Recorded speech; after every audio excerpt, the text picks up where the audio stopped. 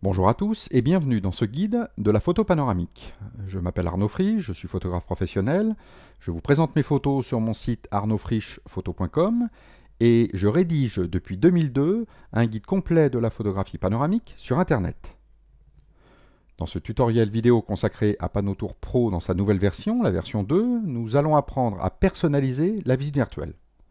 Donc, nous allons dans un premier temps apprendre à mettre en place toutes les fonctionnalités de notre visite virtuelle. Et ensuite, nous allons nous intéresser à l'aspect, à la personnalisation visuelle de notre visite virtuelle. Donc, dans un premier temps, nous allons étudier l'espace de travail, comment il fonctionne, comment il se met en place dans cette nouvelle version. Ensuite, nous verrons les styles de spot. Donc, les styles de spot ont été largement abordés lors d'une vidéo consacrée à la mise en place des hotspots dans notre visite virtuelle. Nous nous intéresserons surtout donc dans cette vidéo à la mise en place des plugins que nous allons trouver dans la bibliothèque des plugins. Ça sera la plus grosse partie de ce tutoriel vidéo. Et enfin, nous reverrons un petit peu la bibliothèque de spot puisque comme le style de spot, la bibliothèque de spot a été largement abordée dans la vidéo consacrée à la mise en place des hotspots dans la visite virtuelle. Donc nous allons maintenant basculer dans Panotour. Donc nous voici dans Panotour, nous avons notre visite virtuelle qui commence sérieusement à avancer, à se mettre en place. Nous avons vu dans des précédentes vidéos l'interface du logiciel, la mise en place d'un nouveau projet, la personnalisation d'un nouveau projet. Nous avons géré les différents panoramas et dans la vidéo précédente, nous nous sommes intéressés à mettre en place un certain nombre de hotspots. Mais nous pouvons constater lorsque nous visualisons la visite virtuelle qu'un certain nombre de fonctions que nous avons mises en place, comme par exemple un plan, une géolocalisation et autres, ne sont pas actives sur la visite virtuelle. Et donc, dans cette vidéo, nous allons nous intéresser à la mise en place de toutes les fonctionnalités de la visite virtuelle, et évidemment, nous allons également nous intéresser à l'aspect visuel de cette visite virtuelle, et pour cela, nous allons nous rendre dans l'onglet des styles. Donc cette vidéo va être intégralement consacrée à l'utilisation de l'onglet style de cette nouvelle version Panotour Pro 2. Fondamentalement, cette nouvelle version n'a plus rien à voir dans la mise en place des fonctionnalités avec la version précédente, la version 1.8. Donc ça va être un tutoriel vidéo un petit peu long, mais qui va vous permettre de comprendre l'esprit de cette nouvelle version, comment on peut mettre en place des fonctionnalités puisque la mise en place de ces fonctionnalités est vraiment très différente. Je vais tout de suite vous donner un exemple avec, par exemple, la mise en place de la description dans notre visite virtuelle. Donc, nous avions vu dans l'onglet Visite, lorsque l'on avait cliqué sur un panorama, que nous avions rempli le champ de description. Or, lorsque nous cherchons à visualiser cette visite virtuelle, ce champ description est accessible nulle part. Si nous affichons tous les boutons de notre barre de contrôle, aucun bouton nous permet d'afficher ou pas cette description. Donc nous allons voir les opérations qu'il faut effectuer, elles sont au nombre de 2, dans l'onglet des styles. Donc l'onglet des styles, pour voir là où se trouvent les outils, nous avons vu qu'il y a une partie à gauche qui est consacrée à tous les outils, toutes les fonctionnalités qui sont implémentées en ce moment dans notre visite virtuelle. Vous avez un champ principal au milieu qui va nous permettre de gérer toutes les options, toutes les fonctionnalités liées à, par exemple, une barre de contrôle comme celle qu'il y a ici. Là, j'ai cliqué sur la barre de contrôle, j'ai toutes les options de cette barre de contrôle qui sont affichées au centre de mon espace de travail. En dessous, légèrement, vous avez tous les styles de spot, et là, on a commencé largement à les entrevoir lorsque l'on a enregistré la vidéo consacrée à la mise en place des hotspots. De l'autre côté, vous avez deux bibliothèques, la fameuse bibliothèque de plugins. Donc c'est là que nous allons trouver un certain nombre de fonctionnalités que nous allons mettre en place dans notre visite virtuelle, et la bibliothèque de spot. Donc, de la même manière, voilà, la bibliothèque de spot, tous ces spots-là, nous avons vu un petit peu comment cela fonctionnait lors de la mise en place des hotspots. Donc je vous renvoie à cette vidéo. Donc dans cette vidéo, nous allons surtout nous intéresser à la bibliothèque de plugins. Donc comment fonctionne aujourd'hui cette bibliothèque de plugins? Donc comment fonctionne aujourd'hui Panotour dans sa deuxième version? Donc nous allons nous intéresser à la visualisation dans un premier temps, donc comme exemple, à cette fameuse description. La première chose que nous allons vérifier, c'est est-ce que dans les boutons de contrôle, de la barre de contrôle de notre visite virtuelle, est-ce que le bouton est affiché ou pas? Et effectivement, le bouton existe bien, mais il n'est pas coché. Donc nous allons dans un premier temps cocher, afficher ou masquer les informations. Donc nous allons générer la visite virtuelle, tout de suite la visualiser. Nous allons dans la barre de contrôle. Voilà, nous affichons et vous voyez qu'il ne se passe rien. Donc là, le bouton m'indique que je peux, si je clique, je vais masquer les informations, mais ces informations ne sont pas affichées.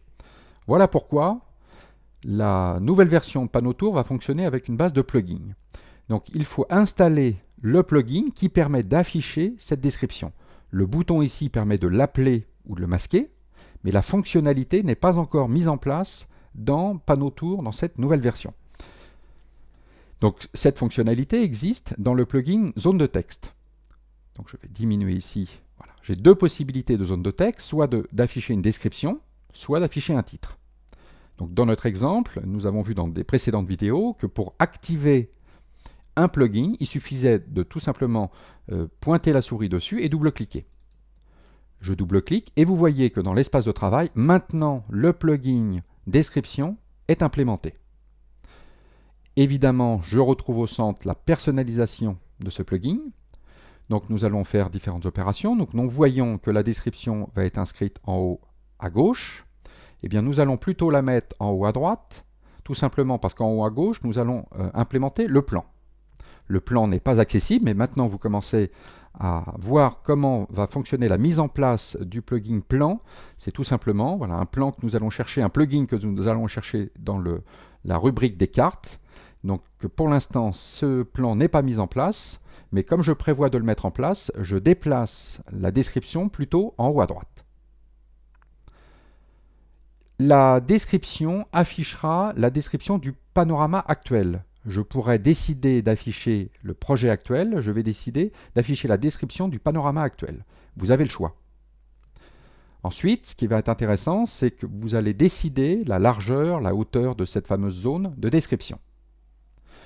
Vous avez la possibilité de personnaliser le fond de cette zone de description avec les codes couleurs. Donc maintenant, vous avez compris que vous avez le choix entre la rosace de toutes les couleurs et les couleurs pour aller plus vite d'arrière-plan et de premier plan. Tout ça pour personnaliser la visite virtuelle, toujours avec le code couleur de votre visite virtuelle.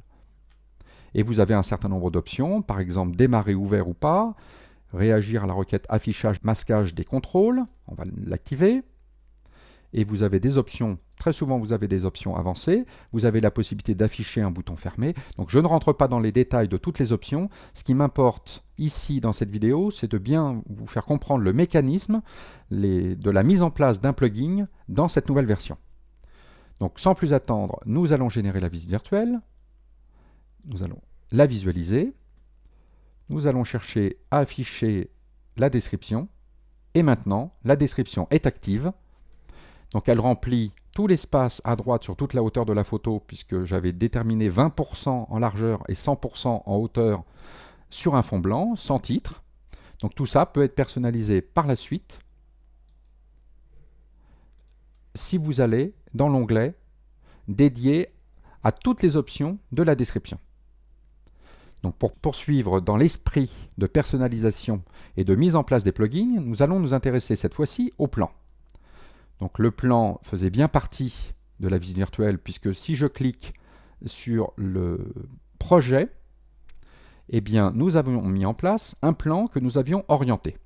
Mais ce plan donc n'apparaît absolument pas. Donc, maintenant, on sait qu'il faut tout simplement aller chercher le plugin dans les cartes du plan. Donc dans les cartes, nous avons la possibilité de mettre en place une boussole. Nous avons la possibilité de mettre en place un panneau Tour Maps, ce que nous allons faire par la suite. Et ici, un plan ou un radar. Donc là, sur la boussole et le radar, je vous laisserai essayer. Une fois que vous avez compris comment les boussoles, les plugins se mettent en place, ça sera très facile, il n'y a rien de particulier à rajouter. Mais maintenant, nous allons mettre en place un plan. Donc je double-clique sur le plan.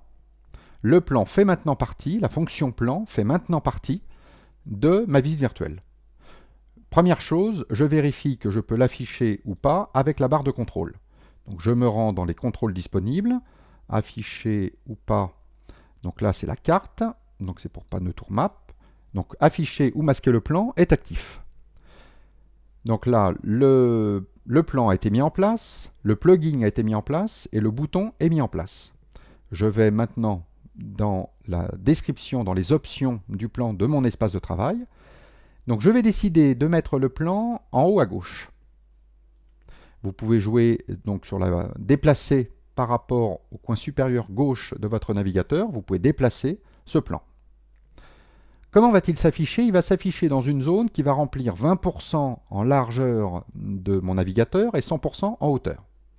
Vous pouvez changer le rayon de la bordure éventuellement. Voilà, vous pouvez personnaliser visuellement beaucoup de choses dans votre visite virtuelle. Là, nous allons rentrer dans le détail des couleurs un petit peu plus loin dans ce tutoriel.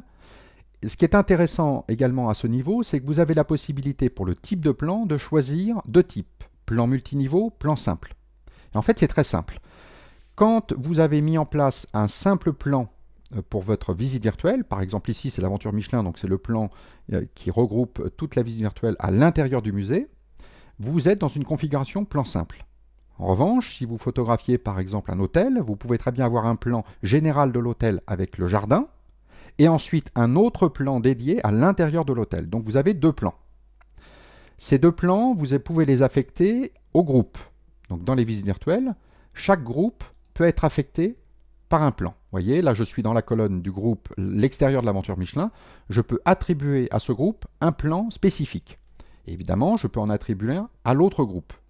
Et bien, quand vous attribuez deux plans au minimum dans votre visite virtuelle, que vous retournez sur l'onglet des styles, vous pouvez alors choisir un plan multiniveau. Et là, qu'est-ce qui se passera? Le plan affiché appartiendra au groupe, mais vous aurez la possibilité dans votre navigateur d'avoir un petit menu déroulant qui vous dira « Je veux choisir tel plan ou tel autre ». Donc voilà comment fonctionne le type d'affichage. Donc dans notre cas, nous allons laisser plan simple, mais voilà pourquoi il y a cette fonction plan multiniveau. Vous pouvez personnaliser la typo si vous donnez un titre à votre plan.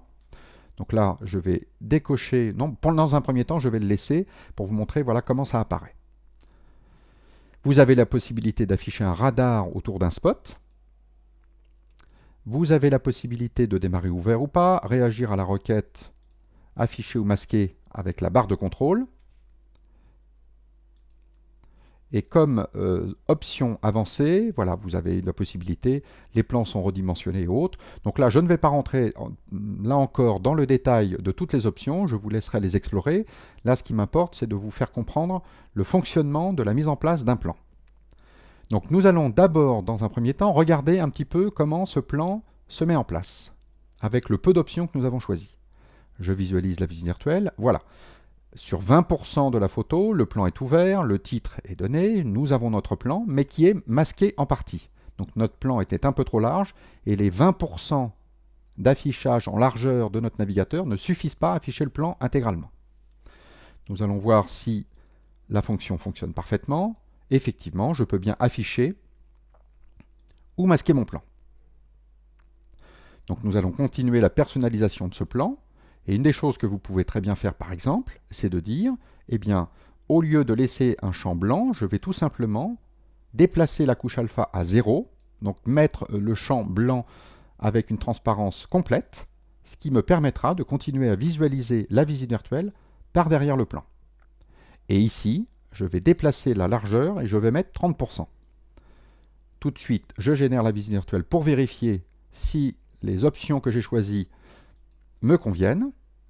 Voilà, le plan est maintenant affiché intégralement, mais je vais désactiver le titre qui ne me sert pas à grand chose, et je vais vérifier qu'effectivement, voilà, maintenant, la mise en place du plan est beaucoup mieux intégrée visuellement dans ma visite virtuelle. Et là, je vais décider de désactiver le titre du plan. Voilà, comme ça le plan remonte un petit peu, prend moins de place au milieu de ma visite virtuelle, donc l'intégration me plaît beaucoup mieux. Donc je reviens très vite fait sur la visite, donc sur ce panorama. Nous avions décidé de mettre un plan dans tout notre projet. Tac. Donc là je peux le choisir. Nous allons revenir sur la notion de plan. Et donc ici, vous avez la possibilité de, voilà, de placer un point. Donc par exemple, la salle Bibendum serait ici. Voilà. Et vous choisissez de relier à la salle Bibendum.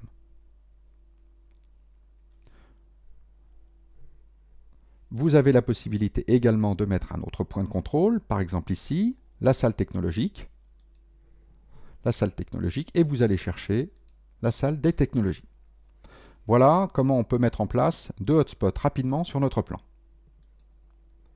Je visualise, je génère la visite virtuelle, je visualise, et voilà, j'ai deux points d'intérêt qui me permettent d'aller directement à la visite virtuelle. Donc nous allons nous intéresser maintenant à la mise en place de la carte Google Maps, parce qu'il y a quelques petites choses à dire. Donc nous savons maintenant qu'il faut activer le plugin Panneau Tour Maps. Donc nous allons tout de suite vérifier qu'effectivement dans notre projet, et notamment sur la première photo, nous avions mis en place une géolocalisation, donc c'est bien le cas. Pour l'instant, elle n'est pas active. Nous retournons dans l'onglet des styles, Panneau Tour Map, et donc la carte, je décide de la mettre à droite, là où également je peux afficher la description. Le champ de la carte remplira 30% en largeur de ma visite virtuelle.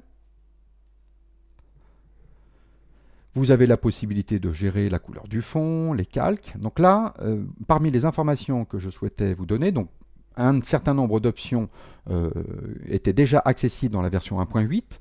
Donc là, ce qui va m'intéresser, c'est plus le choix de la carte. Donc une chose qui manquait beaucoup dans la version 1.8 et qui n'avait rien à voir avec la société Color, c'était le problème que la dernière année, nous ne pouvions pas mettre en place une carte Google Maps dans une visite virtuelle. C'était une limitation Flash de Google. Google avait décidé, pour des questions de sécurité, d'arrêter de mettre en place une fameuse clé qui était absolument indispensable pour faire fonctionner la carte Google Maps sur un site en Flash, et donc le service a été arrêté. Nous étions obligés de nous rabattre sur une autre carte qui était OpenStreetMap, donc une carte open source, mais qui était beaucoup moins jolie. Donc avec la version 2, il est à nouveau possible de mettre en place une clé, une fameuse clé API, comme c'est indiqué ici, clé API, sur Panneau Tour, donc pour pouvoir activer la carte Google Maps.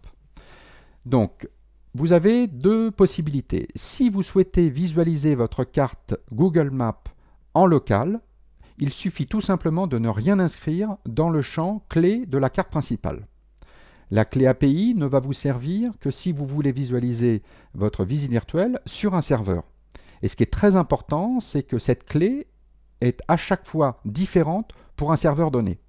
Si je décide de mettre l'aventure Michelin accessible depuis mon site, je vais être obligé de créer une clé API. Et pour créer cette clé API, vous avez tout simplement à vous rejoindre le lien ici, qui est juste en dessous. Eh bien, le logiciel va tout simplement vous demander de mettre le nom du site, http://www.arnaudfrichephoto.com ou bien guide-photo-panoramique.com. Donc cette clé est liée à un serveur. Si je veux distribuer cette visite virtuelle uniquement sur le site de l'aventure Michelin, je remplirai l'adresse du serveur de l'aventure Michelin.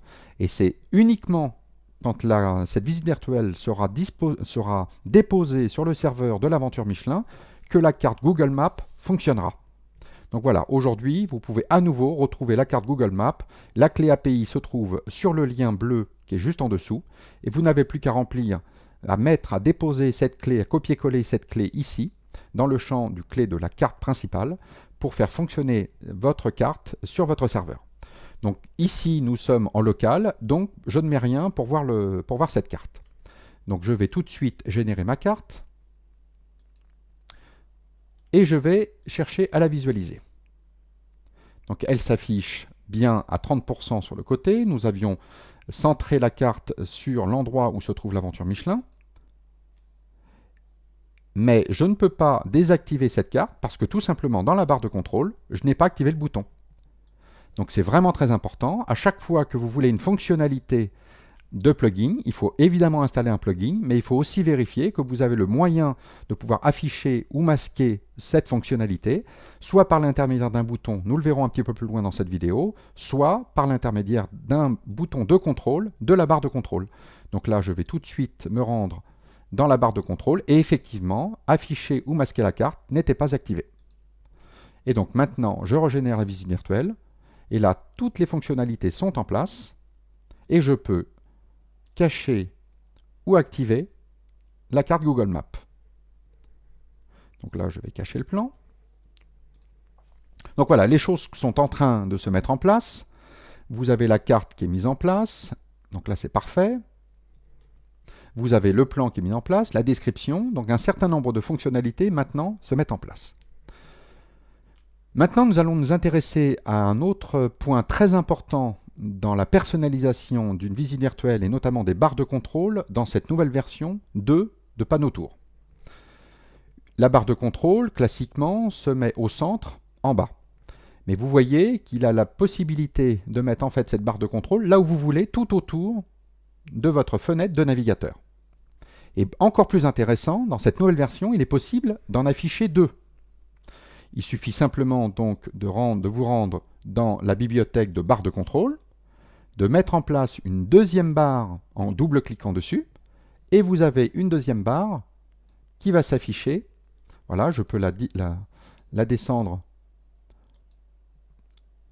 Voilà, comme ça j'ai mes deux barres de contrôle qui sont l'une en dessous de l'autre dans mon espace de travail. J'ai tout simplement cliqué sur les petites flèches, puisque là il ne s'agit pas d'un glisser-déposer.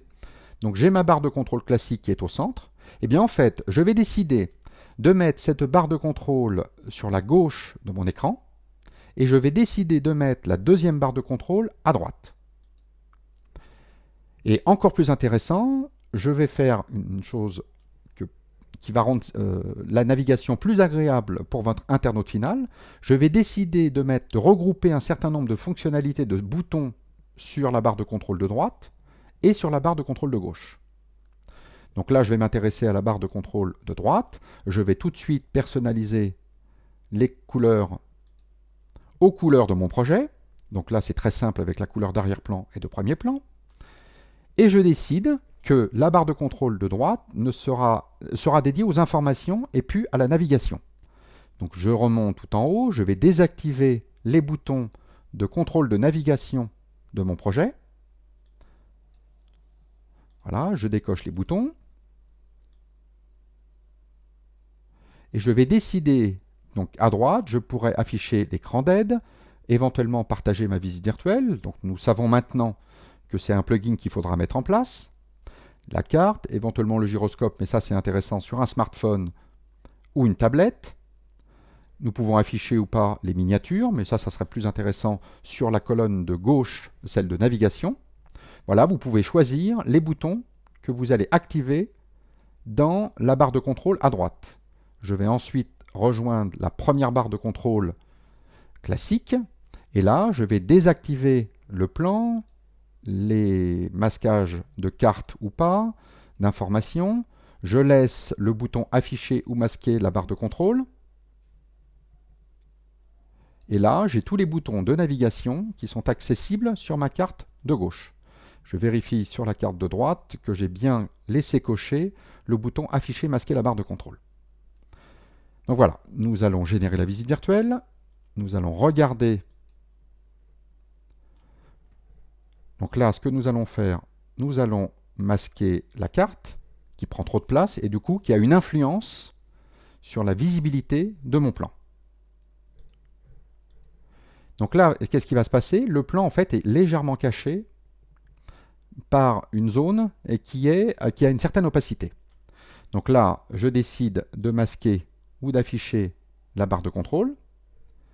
Mais ce qui est plus intéressant, c'est que si vous allez maintenant rejoindre le bouton de gauche, vous voyez qu'il n'est pas accessible. Quand le plan est affiché, la barre de contrôle ne peut pas être ouverte. Donc là, je vais masquer le plan, et maintenant, ma barre de contrôle est active. Et bien en fait, là c'est très simple. Je vais me rendre dans le plugin des plans, et en fait, j'avais tout simplement laissé une zone de transparence, mais qui remplissait l'intégralité de la hauteur de ma visite virtuelle. Et du coup, ça me cache, puisque ça vient se mettre par-dessus les barres de contrôle, cela me cachait la barre de contrôle même si effectivement je pouvais la voir, mais tout simplement parce que j'avais mis une opacité à 0.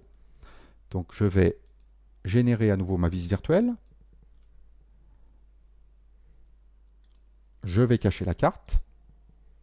Et là, le bouton est toujours accessible, que la carte soit affichée ou pas.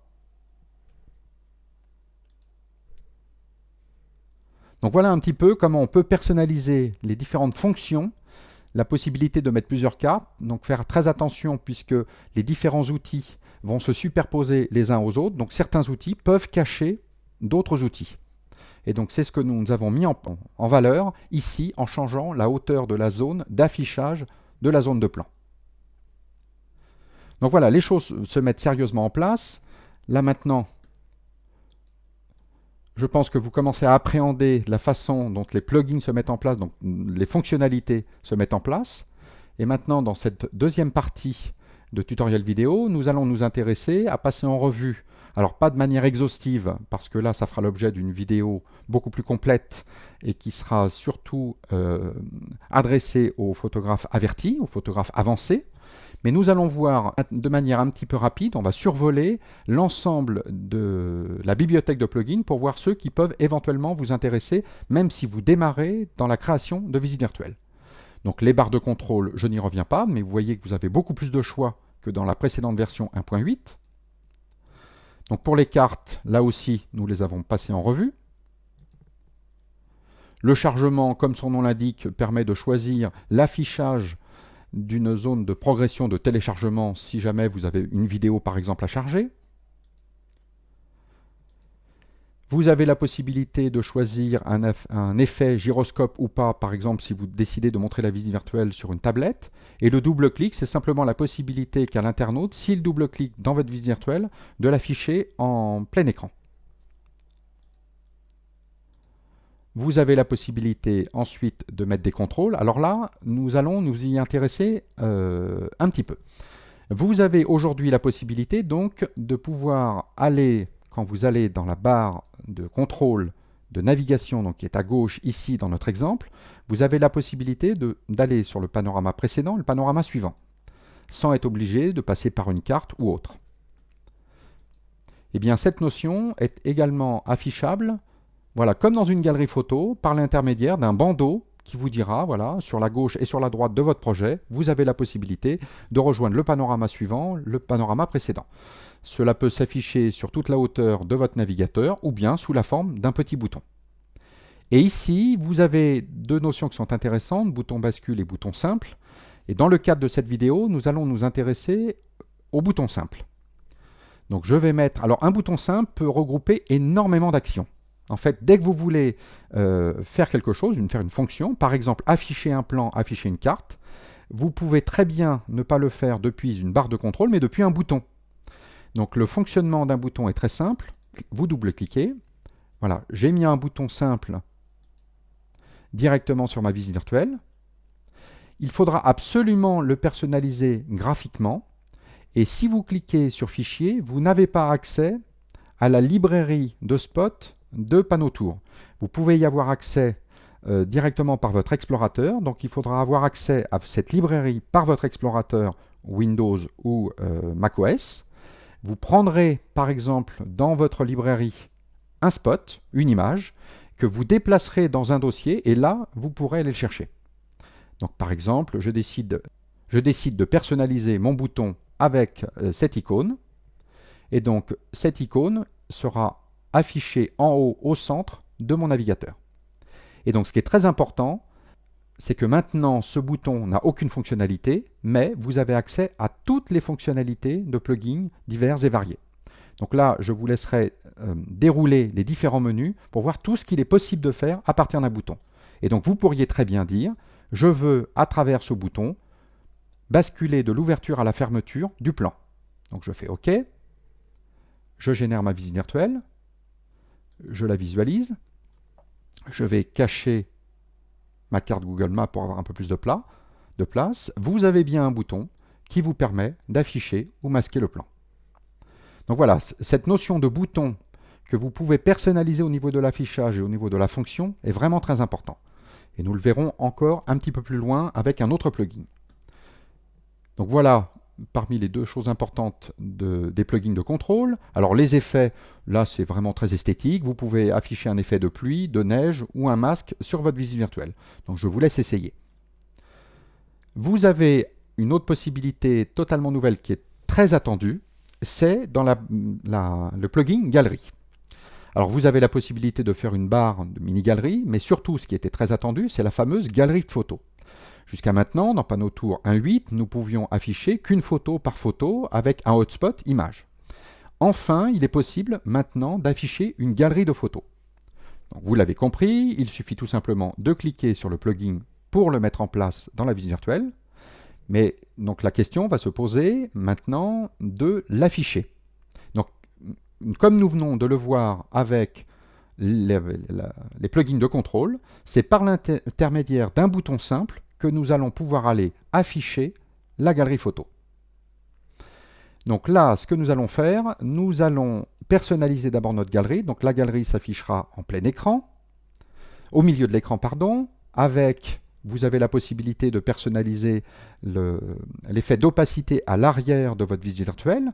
Donc vous aurez une fenêtre qui va s'ouvrir en pop-up au centre de votre navigateur. Et vous pouvez personnaliser le style du conteneur, donc la partie charte graphique du conteneur. Ce qui est intéressant, c'est comment nous allons choisir les photos que nous allons afficher dans cette galerie. Eh bien, nous allons nous rendre dans la partie images, et là, vous avez accès à votre explorateur, et il y a quelques boutons en dessous qui sont moins et plus. Donc, je vais d'abord chercher une première photo, par exemple, la photo de cette voiture du musée Michelin, et je vais tout simplement décider de cliquer sur le bouton plus pour afficher une deuxième photo. Donc par exemple, cette bicyclette avec des vieux pneus Michelin. Et enfin, une troisième photo, ici une de chevaux avec un bibendum. Vous avez la possibilité de changer l'ordre de ces trois photos. Nous allons voir dans le bouton avancé qu'il y a de très nombreuses options. Vous pouvez déplacer, vous pouvez permettre à l'internaute de déplacer la fenêtre, mettre en pause l'autorotation à l'ouverture. Vous pouvez forcer un démarrage automatique du diaporama, donc forcer un diaporama. Donc voyons ce que ça donne. Donc le problème de cette galerie photo, c'est que le plugin est mis en place, mais le problème maintenant, c'est d'aller la chercher, d'aller l'activer par l'intermédiaire d'un bouton ou d'un hotspot. Donc nous allons rejoindre notre bouton simple, qui est juste en dessous. Et en fait, plutôt que d'afficher un plan, puisque le bouton plan existe dans une barre de contrôle, nous allons tout simplement décider d'aller chercher à ouvrir le plugin galerie juste en dessous. Donc là, on va ouvrir la galerie. On va activer l'ouverture de la galerie lorsque l'on clique sur notre vignette qui a justement la forme d'un appareil photo. Donc nous allons générer la visite virtuelle, visualiser celle-ci, nous allons cacher la carte, et donc nous avons bien un bouton appareil photo, et quand on clique dessus, on ouvre bien une galerie photo avec nos trois photos de l'aventure Michelin. Donc voilà, cette notion de galerie peut s'ouvrir par l'intermédiaire d'un bouton, mais vous pourriez aussi également ouvrir ce fameux plugin galerie directement avec un spot. Donc il suffirait d'aller dans la visite, par exemple, vous êtes dans la salle Bibendum, et vous décidez d'ouvrir un bouton sous la forme d'un point pour pouvoir ouvrir des photos. Donc par exemple ici, je vais cliquer. Au lieu d'ouvrir un panorama, je vais aller voir, donc pour l'instant c'est le spot de style 1 qui est activé. Or, il va falloir que je crée un bouton exprès pour ouvrir une galerie photo. Donc c'est ici ce que j'ai fait. Voilà, j'ai trois spots, j'ai trois styles de spots sous la forme de points de contrôle. Je retourne dans ma plage des styles, je vérifie effectivement, donc j'ai bien le style numéro 3 que j'ai personnalisé avec une icône donc que j'ai été chercher pour la mettre sous la forme d'un bouton simple. Là, si vous cherchez à mettre en place simplement un spot, vous avez accès directement à la librairie de PanoTour. Donc là, c'est vraiment très pratique. Il n'y a rien de particulier à faire. Je vais chercher cette fameuse animation avec un appareil photo, et je vais décider que quand je clique sur ce bouton, je vais faire comme action l'ouverture de la galerie. Donc je fais OK. Je génère à nouveau ma visite virtuelle. Je la visualise. Je vais fermer la carte.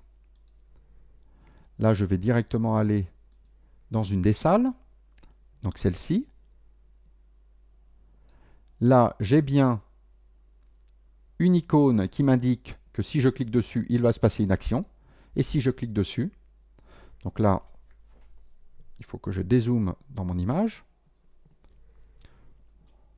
Voilà. Et donc j'ai la possibilité d'avoir accès à cette galerie de photos directement par l'intermédiaire d'un spot sous la forme d'un point que j'ai totalement personnalisé. Donc vous avez deux possibilités d'appeler cette même galerie. Donc lorsque vous êtes dans ce panorama, vous pouvez appeler cette galerie photo par l'intermédiaire d'un point de spot ou bien par un bouton. Donc voilà, là avec ce genre d'informations, normalement vous pouvez commencer à vraiment enrichir votre visite virtuelle et montrer une différence très importante entre une visite virtuelle créée avec la version 1.8 et la version 2 de Panotour. Nous allons continuer, vous avez la possibilité d'afficher des lecteurs.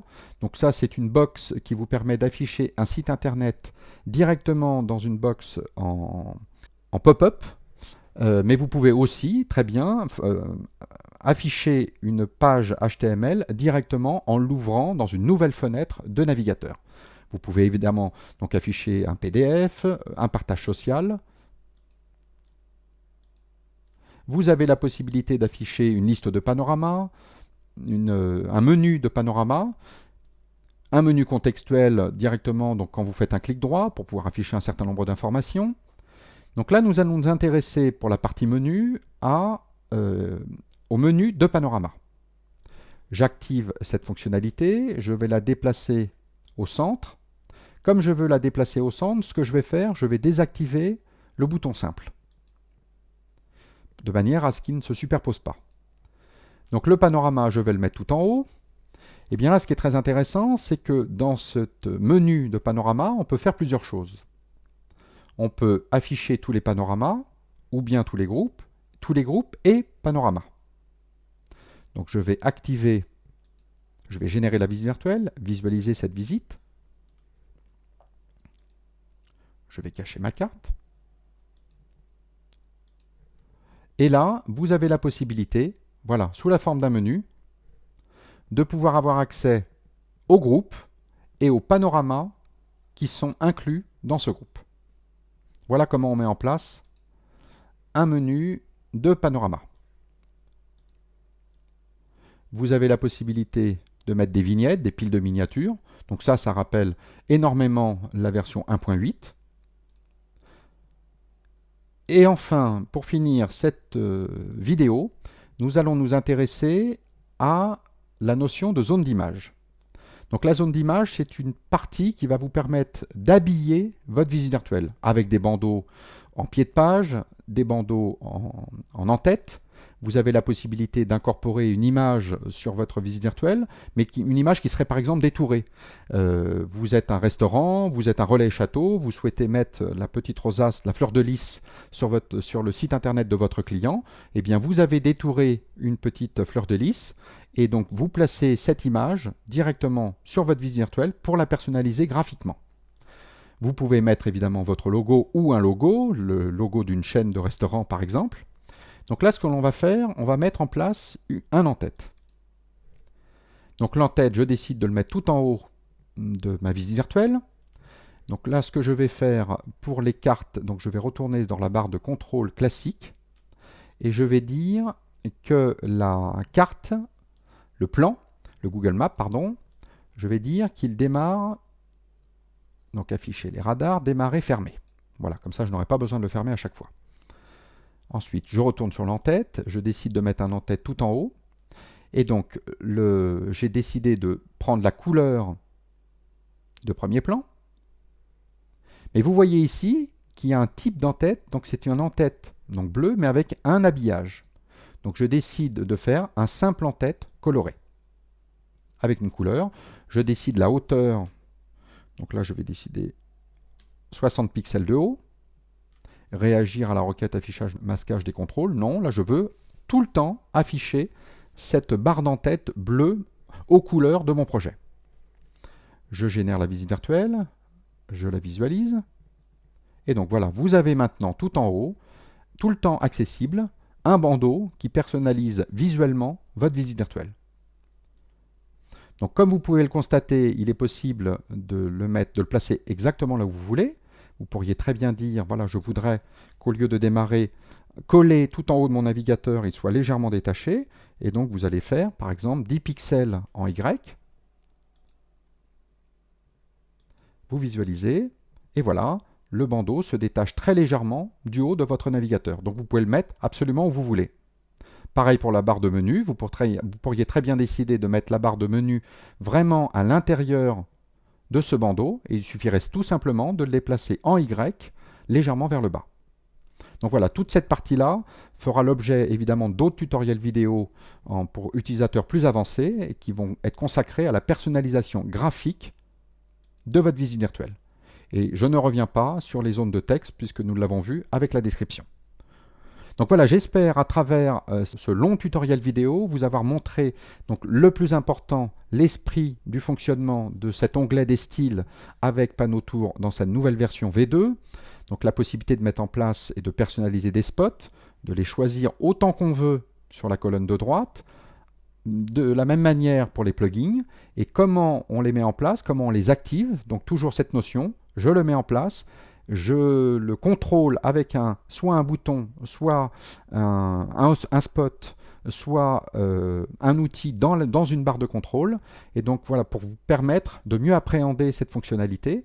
Et vraiment très important également, avoir toujours à l'esprit qu'il y a cette notion dans cette nouvelle version de superposition des différents outils. Vous voyez que le plan est par-dessus le bandeau de couleurs, et le menu qui est tout en haut est également par-dessus le bandeau de couleurs. Donc à force de travailler avec PanoTour V2, vous allez vraiment comprendre la hiérarchie des différents outils et la mise en place des différents outils. Donc voilà qui termine ce tutoriel vidéo consacré à la partie la plus importante, où il y a peut-être les nouveautés les plus importantes, en tout cas dans la façon de faire de PanoTour dans cette nouvelle version, la version 2. Si vous souhaitez en savoir plus, je vous invite à visiter mon site www.guide-photo-panoramique.com.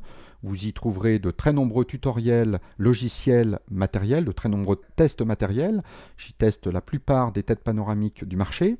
Vous trouverez donc de nombreux tutoriels concernant les logiciels, évidemment les suites de logiciels Color, mais également Photomer, Jugin ou autres. Vous trouverez 2 guides complets pour créer et assembler un panorama et créer une visite virtuelle, avec par exemple le réglage d'une tête panoramique à la pupille d'entrée. Vous pouvez compléter également cette ressource avec mon blog, blog.arnaudfriche.com. Alors là, ce sont des articles plus liés à l'actualité, et j'essaye également de temps en temps d'écrire un article où je réponds aux questions que je reçois le plus souvent par téléphone ou par mail. Et enfin, vous pouvez retrouver l'ensemble de mes vidéos gratuites, et donc notamment celle-ci, sur ma chaîne YouTube. Sur ma chaîne YouTube, vous allez retrouver un ensemble de vidéos consacrées évidemment à la photo panoramique, à la photo en général, et également à mon autre passion, la gestion de la couleur. Enfin, pour finir, je vous explique pourquoi cette vidéo est gratuite. Donc je vous remercie beaucoup pour votre attention, je vous dis à très bientôt sur mon site internet et à travers d'autres vidéos consacrées à la photographie panoramique.